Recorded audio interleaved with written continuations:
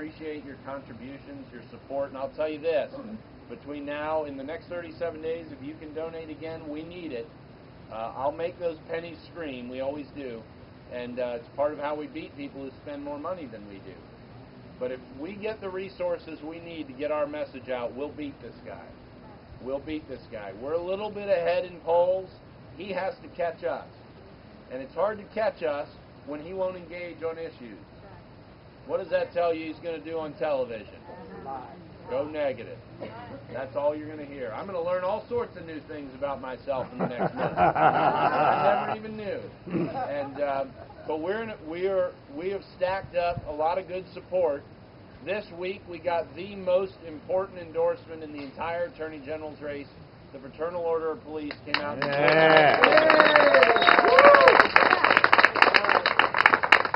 tomorrow I'll be with some of your sheriff, Danny Diggs, and some others in Richmond as we unveil our law enforcement coalition of elected law enforcement, folks who the people of Virginia have put their trust in, who in turn are endorsing our campaign. My opponent did that on Thursday in response to our FOP endorsement, and he rolled out 17 sheriffs and 6 Commonwealth's attorneys. I'll let you all read the news tomorrow and see what we do, relatively speaking. We'll do a little better than that. But and we have done a lot better than that. And his whole race is premised on he's the tough guy on crime, and the record just doesn't bear that out. I've been on the courts committee 7 years, and before I was ever elected, back in the 90s, I worked on juvenile justice and delinquency prevention, including gang prevention, for 5 years in the 90s. And then at the end of the 90s, started working on mental health issues.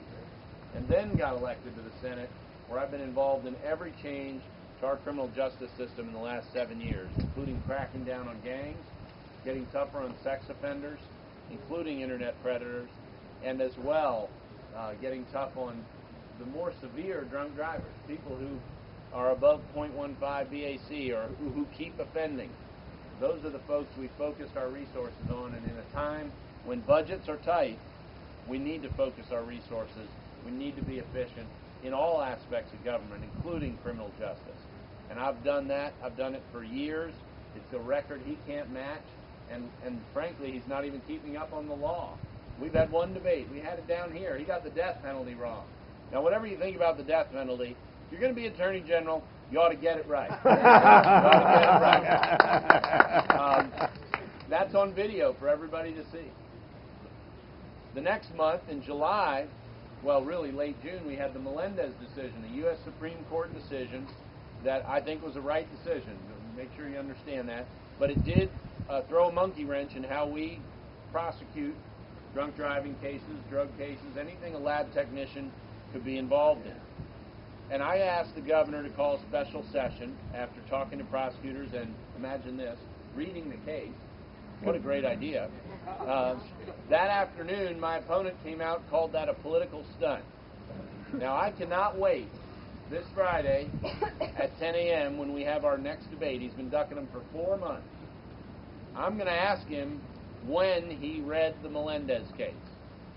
And of course, implicit in that is, did you ever read the Melendez case? I think an Attorney General who's going to offer an opinion on a legal matter ought to read the case, don't you? In law school, we had a term for that. Duh. The cheap law school. Low cost. I went to George Mason. Great law school. Yes, but accredited, right. And the governor, Democrat governor, agreed with me and called the special session.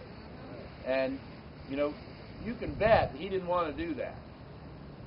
But he came to the conclusion that we were right. And my opponent was wrong. And we proceeded, and I was on the subcommittee that addressed that problem.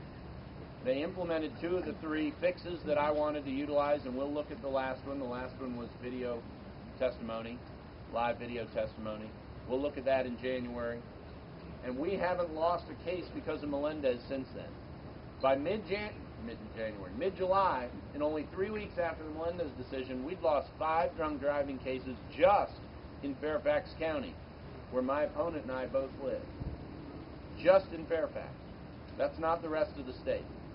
There are drug cases we've lost around Virginia. That's come to a halt. That has stopped because of the work we did in the special session that my opponent thought was a political stunt. So again, he got the law wrong. He got the law wrong. He keeps doing this. He keeps making political statements on things where he ought to be reading the law and making a good decision. The Attorney General's got to do that. And you all here know, this will be my last point, you all here know that a lot of my fights in my 7 years in the Senate have been with other Republicans. My opponent has never fought with anybody. And you go look at the bills he's put through, and they're 35 to 5, and they're 95 to 5. They're easy ones. They're layups. You go try and carry property rights through a legislature that wants to protect special interests. And I've led that fight year in and year out. And to jump races on you, if you want to know why it never got to the Senate floor this year for a constitutional amendment, because Cree Deeds voted no. It died in the P&E committee in the Senate 8-7, and Cree Deeds voted no. It's one of the reasons the Farm Bureau is on board with those of us who are supporting private property rights. And the small business owners, the NFIB, are on board with me. You know, those are groups that care about these founding principles, and most of the rest of the others, it's real interesting. They're business groups supporting both me and my opponent. And there's 100% correlation to which side they end up on. The business groups that think protecting property rights is pro-business support me. And the business groups that think not protecting property rights is pro-business, and you know why they'd think that. Sure. They're with my opponent. He's got the special interests, and I've got the folks who are committed to first principles. And I'm so glad so many of you all are here. I appreciate your support.